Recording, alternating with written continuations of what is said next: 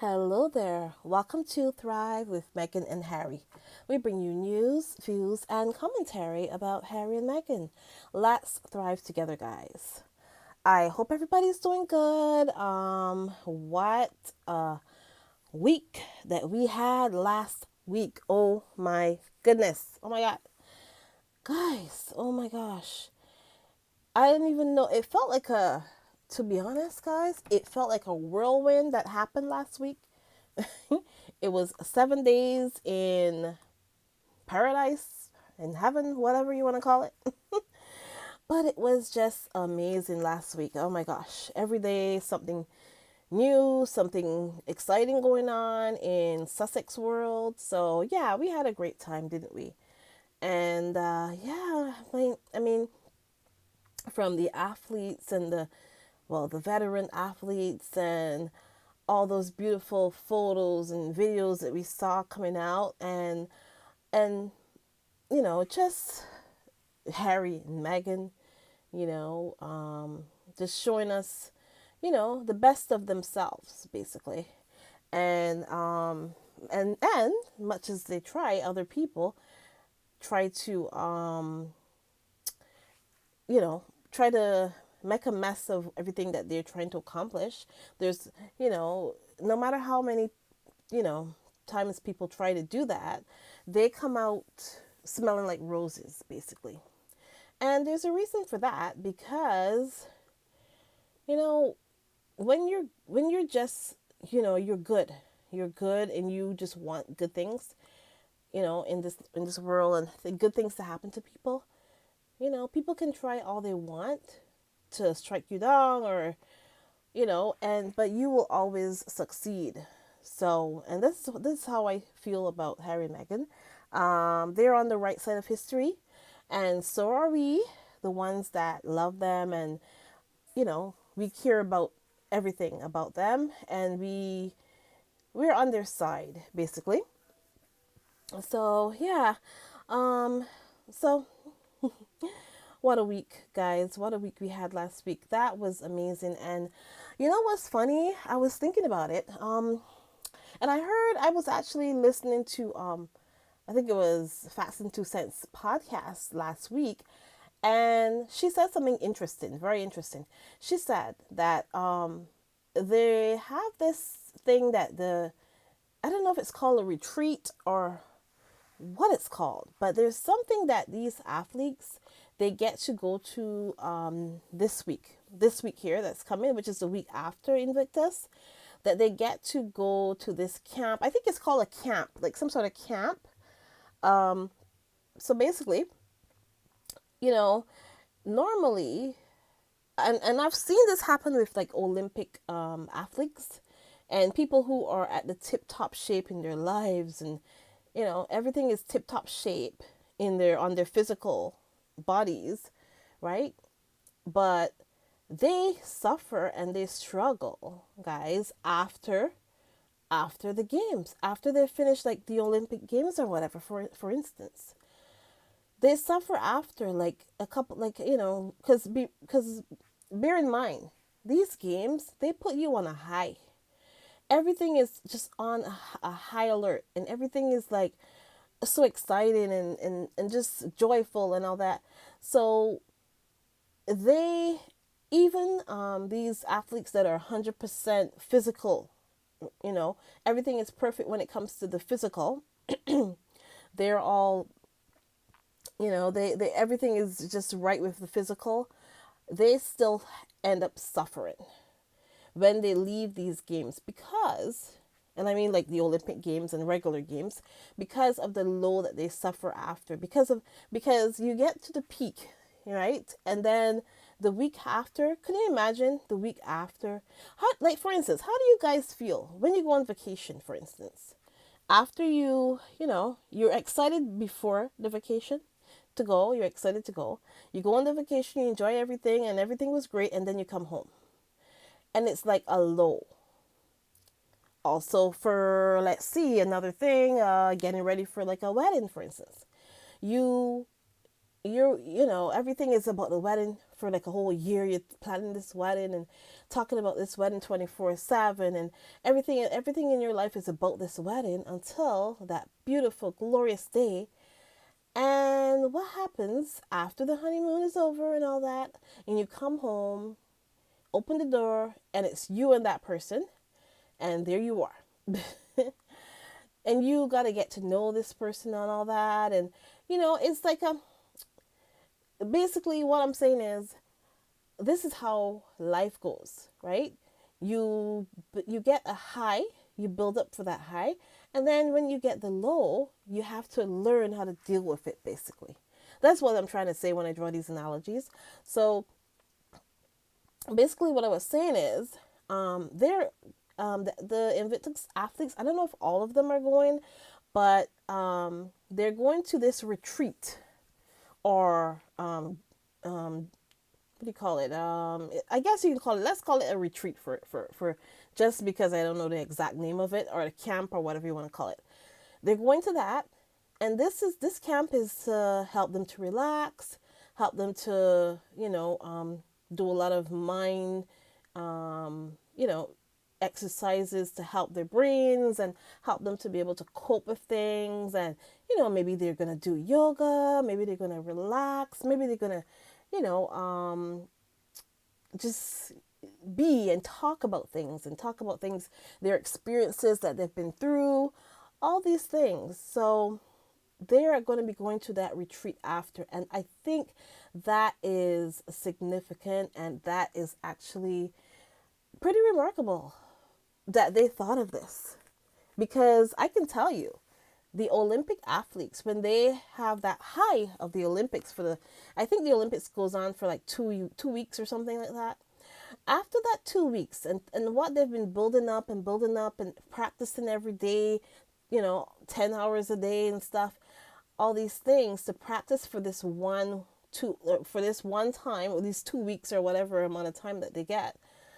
After all that, and they go to these games for the 2 weeks or whatever, they suffer a whole lot. And it's amazing because, like I said, I don't think the Olympics does that. They don't. And it's actually amazing that the people who are planning these games, and the people who are responsible for this, Harry included, they thought about this. They thought about their mental health. And of course, Harry, being the chief impact officer of Better Up, this is something right up his alley. This is actually perfect because they get to go, they get to relax. Maybe, like I said, they'll do some yoga and they'll take care of their emotions. Because it can be hard after having such a high to come down to the low.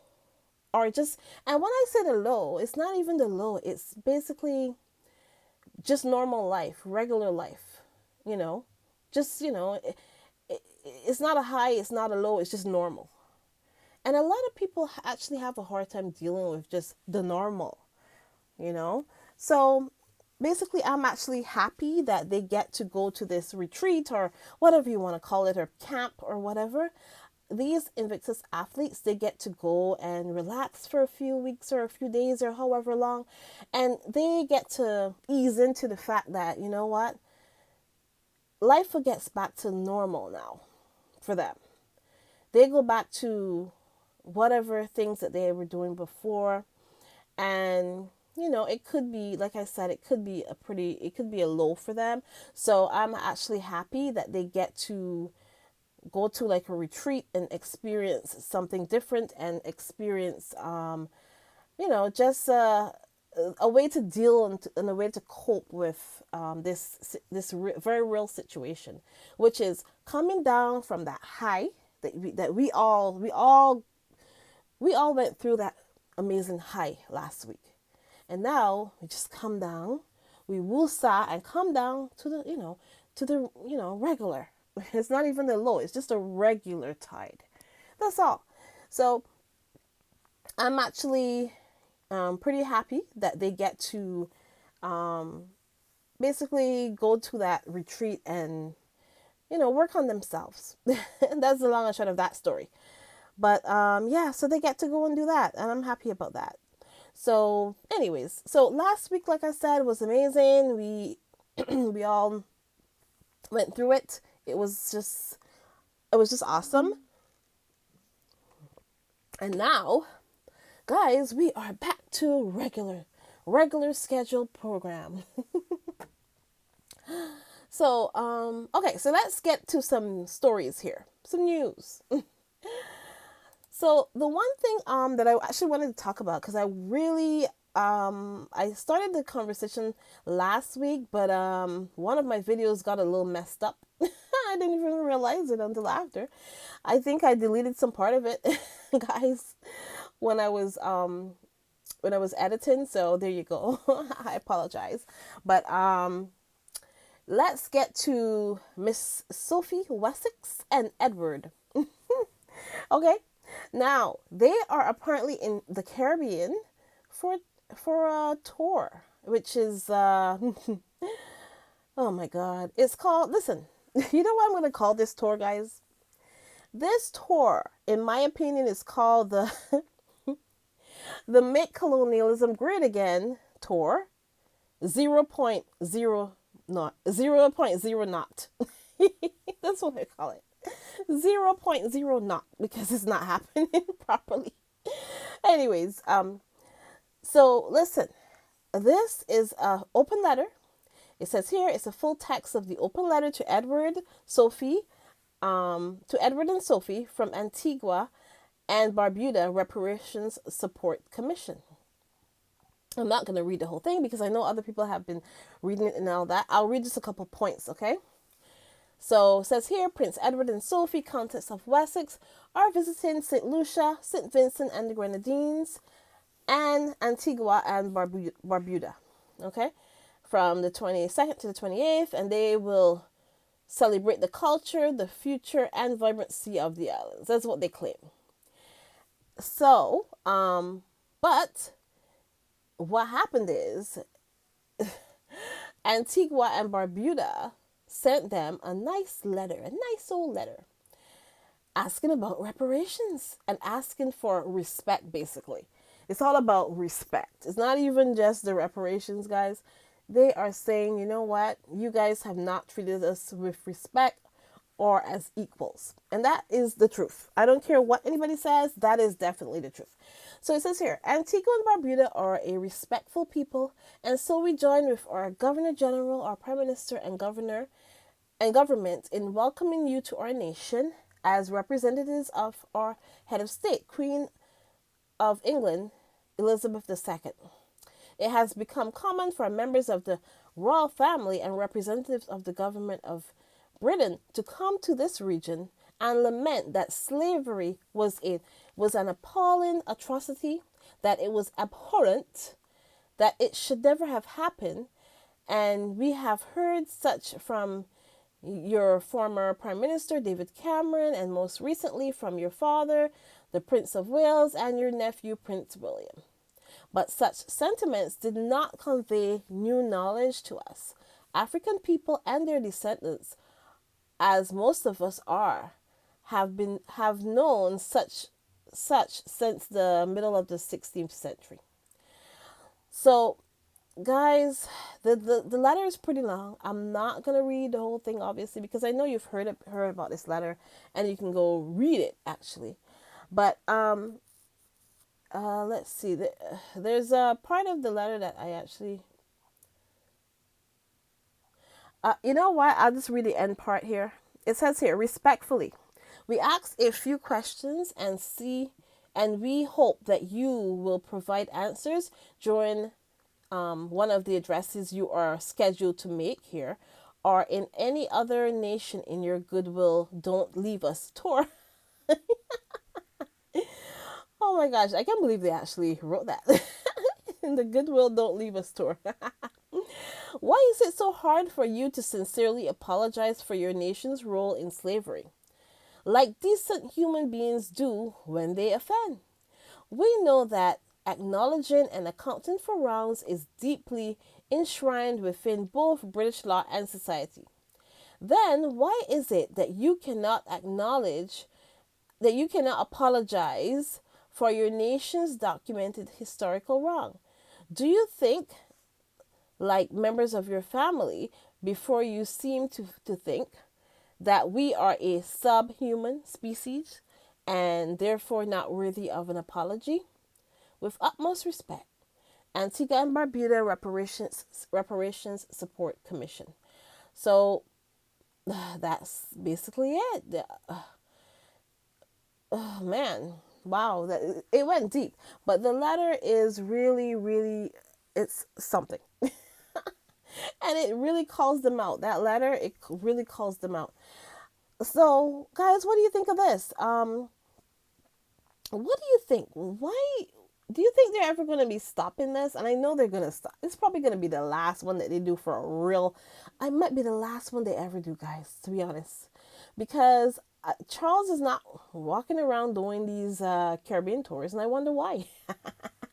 My theory here, guys, my theory is Charles is sending everybody to do all the Caribbean tours, and he is just sitting it out because he wants to be the next king, and he doesn't want to offend much, but he already has offended he already is offensive, but he doesn't want to make it worse. That's what I'm thinking here. So he's sending everybody else, and yeah, they're falling flat on their faces. You know what? Charles and Tampon King. You know what I can tell you right now? You are responsible for sending away the one person, the actual, not the one person, the two people who could have helped y'all. They could have helped you all in this situation. And that is Meghan Markle and Prince Harry. Yeah, your son. The son that you... Oh, man. Prince Charles is... If this is not the most horrendous, horrible father of history, and the funny thing about it is nobody says anything about it. That's the worst thing about this whole thing. What kind of father is Prince Charles? And I asked this in... I did a whole video about this. A whole video saying, asking about Prince Charles and, what kind of dad that he is to Harry and the other one. Because he's not a good father. Listen, you don't just stop being a parent just because your kids are an adult. You don't. And I've spoken to people who have adult children, and they probably worry even more because there's more that can go wrong when you're an adult. So, and then, you're not completely in control. So, I don't understand the kind of father he is. But, nobody notices this and nobody says anything about it. But, whatever. There you go. But the long and short of my story is, I think he's just sending everybody else out. He's laying low, and he doesn't want to be the one that ends the monarchy. He's like, you know what? I just want to get through my reign, and then I can leave it on. I can leave it all to Willie Leaks and let him take over. Let him take over and see how things go. So, whatever. I'm so done with that. But, oh my God, guys, there is so much crazy news every day that goes out. Oh my gosh. So now I was doing a little bit of a Google search just to see what's going on here. I wanted to see if they're still attacking Harry and they're still coming after Harry for saying, the one little thing he said. And we all know it's not because of the one little thing he said. It's just Harry in general they got an issue with right now. And of course, we all know that they have an issue with Meghan. So both of them they have an issue with. Okay? The people, the journalists and just the British press. Let's put it that way. The BP. British press. They have a serious issue with Harry and Meghan. Okay? And we don't know. I just think that I find it very strange, and we all know it's a smear campaign, a hate campaign, and we all suspect who is behind it. There you go. And another thing that I was gonna mention, guys, I really do. I'm concerned a little bit about the way that I see these people acting up in that country. I am more concerned now about Harry, Meghan, and their kids, their safety.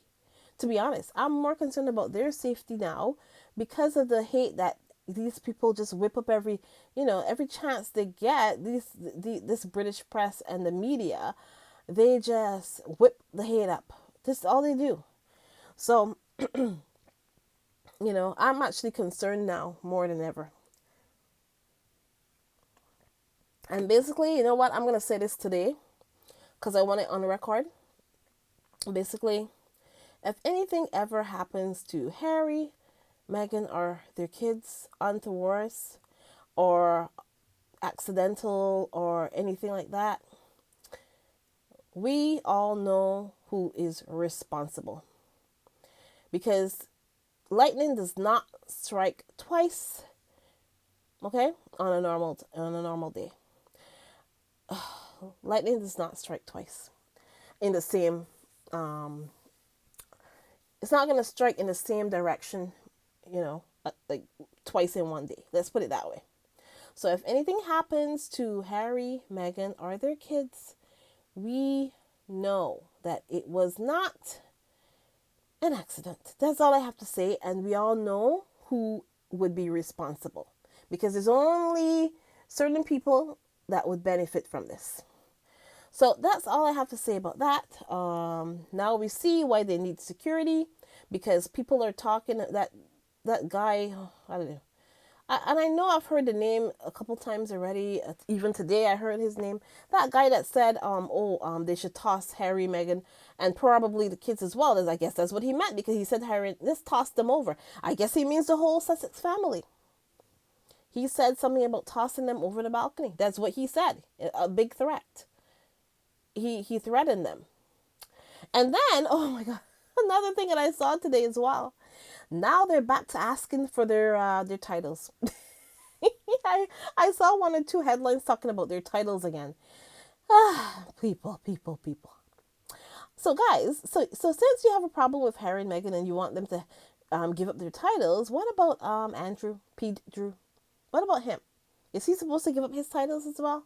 That's what I would like to know. Because y'all get real upset and you just go 160 in one direction when it comes to Harry and Meghan, but you never have any issue when it comes to Pete Drew. Yeah, you never have an issue with him. Seems like you like those kind of people. The people that, do horrible things to children. Yeah, those kind of people. Seems like the British press and the media, seems like they have no issues at all. Because, look at the likes of Jimmy Savile and that Peter Ball and all these people that did horrible things and you guys had no issues with it. But let Harry marry a biracial black woman and move away and you're going to be all upset talking about take their titles, talking about throwing them off a balcony, talk about all these things. All of these horrible things that you can say about him. But you got nothing to say when it comes to that Pete Drew, Prince Andrew. Pete Drew. You don't have anything to say when it comes to him. Wow, what a bunch of hypocrites. But anyways, these people. And there they go again, like I said, with the whole titles crap. Don't they get tired, guys? When they're not talking about one thing or the other, they're talking about the titles. I don't know what's wrong with these people. I swear to God. And another thing, apparently Donald Trump, oh my God, apparently Donald Trump got to talking because he was on that piss moron, whatever the hell he's doing. I don't even know what the hell he's doing. And I'm not even gonna talk about it. But oh my God, Trump says that that Prince Harry is whipped by Meghan, and he's also calling to strip their titles as well. That's Trump. And then he predicts that the whole he's talking about their marriage. He should be the last one to talk about a marriage. Does he see his wife and himself? you know what you should do, Trump? Take a gander at some of the video of you and your wife, and then you'll see what a marriage in trouble looks like. Instead of worrying about Harry and Meghan and their marriage, why don't you worry about your marriage or your lack of a marriage, Trump? Oh my God, the orange nightmare. Anyways, so yeah, so he and that other one were getting, and they had to talk about Harry and Meghan. They had to talk about them. They just had to. Anyways, okay, so yeah, so I'm done with that. And then, oh my gosh, apparently there's somebody who wants to nominate Harry and probably Meghan as well, because I'm seeing two different, like so many different stories about this. I typed it in, and there's so many stories that came up. Meghan Markle and Prince Harry will be nominated for a Nobel Peace Prize, and this has been going on for a few months apparently, since they got the that award from the NAACP. So now, but you know what is funny? Listen, guys, you know what's funny about that? I actually, that would be great if they got an award, if they got a Nobel Peace Award. I think they were saying Harry and Meghan as well, or individually. That would be amazing. But you know what's funny? Maybe now might not be the best time to do that. And I'll tell you why. Because you know what? Harry and Meghan, they're just beginning, guys. They just left, Harry just left an institution that he's been in for his whole life. A 1,000-year, this is a 1,000-year institution with rules and all kind of stuff, like all kind of crap that you got to follow. And Meghan just gave up a lot of things because she loves Harry. She fell in love with this guy, and who wouldn't fall in love with Harry? Come on, get real, people. And I see a lot of people are always dissing Harry. Why are you guys dissing Harry for? Harry's the best. Harry's cute. Come on. I don't know what you guys are talking about, but I think Harry's gorgeous because, I mean, hey, he's tall, he's lean, he got that stomach, that flat those abs. When I say stomach, I mean his abs, okay? That's what I meant, okay? Because he doesn't have any stomach. He has abs. He has some crazy abs, and he's just sexy in my opinion. But, it's, there you go. It's like, I don't know. But listen, what I'm saying is, eventually, like I said, they just left that institution. They're kind of getting their feet wet. They're now getting into things. And then we had the whole pandemic and everything. So they've been kind of like on ice for a while or whatever. They have been just relaxing for a while. Now it's time they're going to start doing things. Like, for instance, Harry just did the Invictus Games, and it was a complete and total success, even though the British press were trying their best to make it not be a success. And also, it bears to be said that the British press and the royal family are so petty that they didn't even mention nothing about the Invictus Games. Nothing. None of the family came to support Harry. None of them tweeted about it or said anything about it. Nobody said anything about it. And you know what? The game went off without a hitch. With or without ya. We don't need you. We don't need you people. So y'all can stay there and pretend that it's not happening. And you know what? The rest of the world, it's happening. It's happening. And talking about that, I'm sure you guys know, because I did do an episode about it. But Vancouver, BC is gonna have the 2025 Invictus Games, the Winter Games, the first ever Winter Games. And that just goes to show how it's growing, because they're gonna have a Winter Games. That shows that it's growing and it's expanding. So there you go, Jabbo. There you go, Jabbo. You don't have to worry. I know Jabbo was so oh my God. Jabba was so worried. Oh my gosh, guys. He was so worried about the fact that, Harry's not a working royal anymore. And, how is it going to go on? He can't see it going on without the royal patron.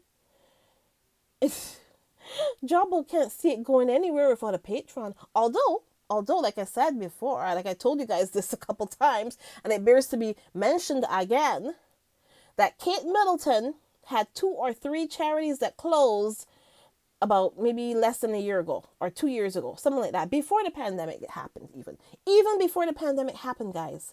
She let 2 or 3 of her charities close because she wasn't doing anything to help them.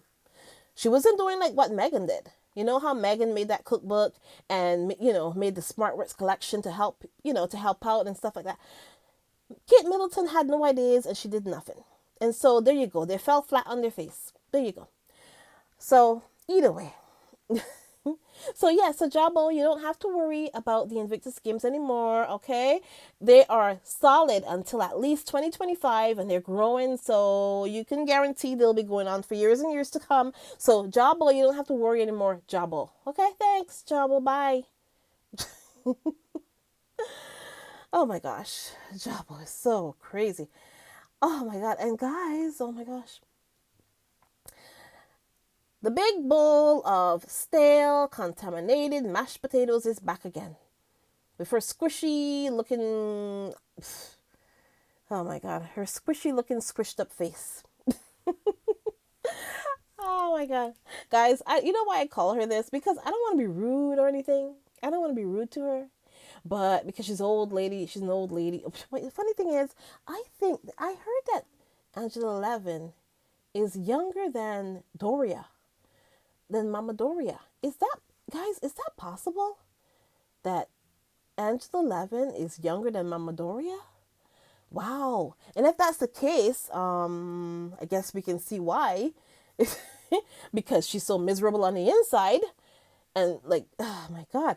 But either way, guys, all I'm saying here is she's back at it again. And she's talking about, Harry looked, what did she say? Harry looked, let me see what she said here. This Angela Levin. Okay, oh my God. Guys, look at some of the headlines. When you type in Angela Levin talking about Harry and Meghan, it's like, the thing is like, you see page after page of times that she's been talking about them. It says, royal contaminator. Oh my God, contaminator. Guys, she is a royal contaminator. But yeah, you know what? That's her name right now. That contaminator, Angela Levin, she blasts Prince Harry and Meghan. And then she erupts over the Duke's gross interview. And then she's like, the Duke is now unrecognizable. Like, as she knows anything about Harry. And that he took advantage of the Queen. It's like, all this stuff is going on here. So, and then she says, Angela Levin unfears Meghan has put a sliver of ice in Harry's heart. Oh my God. It's like story after story after story. Guys, why I'm saying this is, I think there's something wrong with that woman, Angela Levin. You know, that big bowl of contaminated, stale, mashed potatoes. That's what her face looks like, in my opinion. Anyways, that's neither here nor there. But, guys, honestly, I think that something is wrong with her.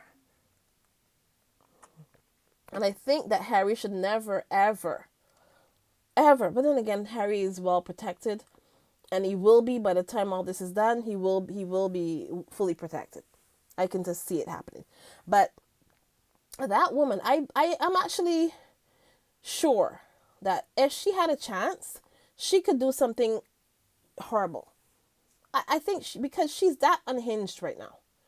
So this might seem like a joke to everybody, and I do have fun with making jokes about her, calling her a big bowl of stale, contaminated mashed potatoes and all that. I do have fun with that. But, guys, this is something serious. This woman goes out of her way to just keep talking about Meghan and Harry, and she is obsessed with it. I mean, I've never seen, of all the people that I've ever seen talking about Harry and Meghan, guys, this woman is the one that I'm more scared of. I swear. Do you know like the people that you have to like have a restraining order against? She crosses into that territory. I think Harry and Meghan really do need to get a restraining order against her because she can't get to them. But I'm just saying that just to be on the safe side, because if they're ever around anywhere where she is, I don't know what could happen. Because that old lady is very, very, very unhinged. In my opinion. But, anyways. Guys, it's been amazing talking to you. I was kind of going all over today because it was just a recap kind of what happened in the last week, and just getting back to talking to you guys. And guys, thank you so much, because I realized that I've had a bump in subscribers. Thank you guys so much for doing that, and thanks for liking and subscribing and sharing. Thanks for just being here every time that I have a podcast out. I appreciate that. Um, well, please do remember to like, subscribe, and share, of course, like I said before. And I want to say thank you so much to my channel members: Lydia Washington, Mrs. S, Cookies and Cream, Trish Nelly, and Arnold Sanders. Thank you guys so much for being members of my channel. And you guys are amazing. If you guys have sent any super chats or any super stickers or anything, I really do appreciate it. Or any PayPal, I also do appreciate it as well. Um, and yeah, guys, remember that Megan's sad. It's not enough to just survive something. That's not the point of life. You have to thrive. You have to feel happy. Unquote. Thanks so much, guys. You guys are really, really are amazing. And I will talk to you guys tomorrow again at 10 a.m. And like I said, this episode is just about recapping what went on for the last little bit, and we will get back to attacking the news, you know, fully. But guys, thank you so much for coming through. Just have a great one. It's gonna be a beautiful day. This is springtime, so there you go. I love spring, and I love anything to do with spring. Oh my gosh, it's the best time of the year. Spring, summer, fall, those are my months. Winter, not so much. But yeah. Oh my gosh, guys. It's really great to talk to you guys. Please remember, like, subscribe, and share this, and we will talk to you again soon. Have a great one. Bye.